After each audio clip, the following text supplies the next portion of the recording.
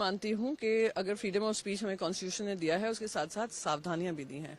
जिम्मेदारियां भी दी हैं। आप एक प्लेटफॉर्म के माध्यम पे कॉमेडी के नाम से, कॉमेडी के आड़ में आप जो भाषा का प्रयोग कर रहे हैं, जिस तरीके का आप कंटेंट बनाकर पास ऑफ कर रहे हैं, जहाँ पे आप पूरे एक युवा वर्ग में की फीलिंग देते हैं जब कोई देखता है कि ये language is normal, speaking about your parents and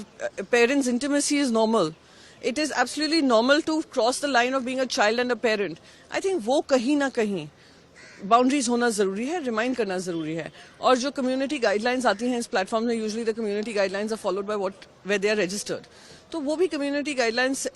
keeping in mind the sensitivity and constitutional morality, that is their responsibility, ये करनी पड़ेगी। मैं ये तो आईटी कमेटी में मैं इस मुद्दे को उठाने ही वाली हूँ। पार्लियामेंट स्टैंडिंग कमेटी में आप कह रही हैं उठाएंगे इस चीज को, और क्या आपको लगता है कि सोशल मीडिया प्लेटफॉर्म्स की भी जिम्मेदारी है? देखिए, सबसे पहले तो जिम्मेदारी उनकी होती है जो इन सोशल मीडिया प्लेटफॉर्म्स का इस्तेमाल कर रहे हैं, और अगर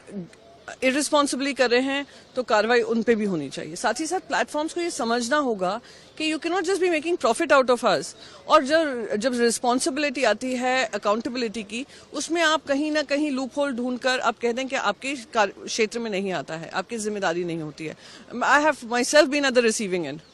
जो स्लैंडर कैंपेन्स चलते हैं, यूट्यूब पे कोई वीडियो बना देता है और फिर वो दूसरे पिकअप कर करके और उसको बढ़ाते हैं, और यूट्यूब अपना हाथ पीछे कर लेती है कि नहीं, ये हमारे कम्युनिटी गाइडलाइंस को नहीं वायलेट करा है। So somewhere we will need to ensure कि जनता को याद दिलाएं, जनता से ज्यादा ऐसे यूट्यूबर्स को याद दिलाएं कि everything is not coming without responsibility. Your freedom of speech and your freedom for content creation also comes with certain guidelines and certain boundaries. Don't cross those boundaries. Ma'am, इसके अलावा एक बात अगर राजनीति का चाहूँगा आपसे, इंडिया ब्लॉक की राजनीति की, क्योंकि दिल्ली के अंदर भी कहा जा रहा है कि कांग्रेस ने कई सीटें जो है कांग्रेस के चलते आम आदमी पार्टी हारी, और इस तरीके की बात सामने आ रही है, कैसे देखिए, हमने हमारे जो न्यूज़पेपर है सामना, हमेशा दो टूक बात रखी है, सच्चाई का आईना सभी को दिखाया है। भारतीय जनता पार्टी के साथ जब हम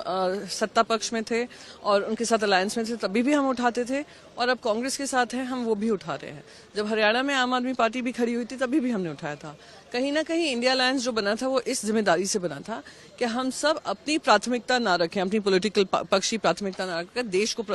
की प्राथमिकता ध्यान में रखें, संविधान को, प्रजातंत्र को लेकर जो हमारी कमिटमेंट है उसको आगे बढ़ाएं। पर अगर वही इंडिया अलायंस के अंतर्गत एक दूसरे से ही लड़ने लग गए, और ये भी था कि हम एक दूसरे को मजबूत बनाएंगे, जो सबसे मजबूत स्थिति में, जीतने की स्थिति में होगा, हम उसका पूरा समर्थन देंगे, पर अगर अलायंस के ही पार्टनर्स मैदान में खड़े हो जाएं तो उसका खामियाजा भुगत